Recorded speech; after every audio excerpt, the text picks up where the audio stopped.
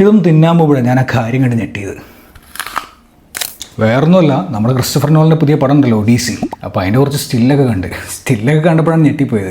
ആ സിനിമയ്ക്ക് വേണ്ടിയിട്ട് ശരിക്കും ഫങ്ഷണൽ ആയിട്ടുള്ളൊരു ബോട്ട് ഉണ്ടാക്കുക, അതേപോലെ തന്നെ ഈ കടലിൽ കൊടുങ്കാറ്റ് ഉണ്ടാവുന്നില്ലേ, അപ്പോൾ അത് ശരിക്കും ആർട്ടിഫിഷ്യലായിട്ട് ഉണ്ടാക്കുക. പക്ഷേ ശരിക്കും ഞെട്ടിച്ചതൊന്നുമല്ല, ഏകദേശം ഒരു 6 മീറ്ററോളം ഹൈറ്റുള്ള ഒരു സൈക്ലോപ്സ്, ഒരു മോൺസ്റ്റർ, അതിനെ ക്രിയേറ്റ് ചെയ്തെന്നാണ് പറയുന്നത്. ആനിമട്രോണിക്സ് പറഞ്ഞാൽ ഇത്രയേ ഉള്ളൂ, ആനിമേഷൻ പ്ലസ് ഇലക്ട്രോണിക്സ്, അതായത് ശരിക്കുള്ള പ്രാക്ടിക്കൽ എഫക്ട്സ് വഴി ശരിക്കുള്ള സംഭവം ഉണ്ടാക്കിയെടുക്കുക.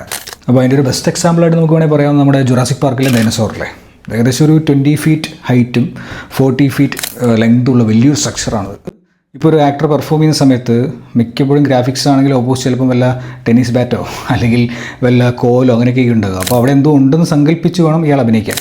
പക്ഷേ ആനിമട്രോണിക്സ് ആണെങ്കിൽ ജസ്റ്റ് ഇമാജിൻ ആ ഒരു മോൺസ്റ്ററിനെ കൊണ്ട് വെക്കുകയാണ്, ഇത്ര ഹൈറ്റ്, ഇത്ര വെയിറ്റ്, ഇത്ര ഈ ഒരു ലുക്കുള്ള അങ്ങനത്തെ ഒരു സംഭവമാണ് അവിടെ ഉണ്ടെങ്കിൽ ആക്ടറിന് പെർഫോം ചെയ്യുന്ന സമയത്ത് ശരിക്കും അതിന് മുന്നിൽ നിന്ന് എന്താണ്, എങ്ങനെയാണ്, എവിടെയാണ് ലുക്ക് കൊടുക്കേണ്ടത് എല്ലാം കറക്റ്റ് ഇമാജിൻ ചെയ്യേണ്ട ആവശ്യമില്ല, മുന്നിൽ സാധനമുണ്ട്. മാറ്റ് ഡേമൺ, പിന്നെ നമ്മുടെ സ്പൈഡർമാൻ ടോം ഹോളണ്ട്, പിന്നെ സെൻഡയ, വലിയ സ്റ്റാർ കാസ്റ്റ് ആണുള്ളത്. അപ്പോൾ അടുത്ത വർഷം ജൂലൈ 17 റിലീസ്. നോളൻ്റെ എല്ലാ പടങ്ങളിലും പ്രാക്ടിക്കൽ എഫക്ട്സ് കൂടുതലാണെങ്കിലും ഇത് കുറച്ച് എക്സ്ട്രീമായി പോയി എന്നാണ് എല്ലാവരും പറയുന്നത്. എന്തായാലും നമുക്ക് കണ്ടറിയാം. ഇതുപോലെ സിനിമകളെക്കുറിച്ചോ അല്ലെങ്കിൽ അഭിനയത്തെക്കുറിച്ചോ എന്തെങ്കിലും സംശയങ്ങളോ കാര്യങ്ങളൊക്കെ ഉണ്ടെങ്കിൽ നിങ്ങൾ കമൻറ്റ് ബോക്സിൽ കമൻറ്റ് ചെയ്യുക. എനിക്ക് അറിയുന്നതാണെങ്കിൽ ഞാൻ എന്തായാലും പറഞ്ഞുതരും, എനിക്ക് അറിയാത്തതാണെങ്കിൽ ഞാൻ കണ്ടുപിടിച്ച് പറഞ്ഞുതരും. So if you like my video, follow Netflix. See you in the next video.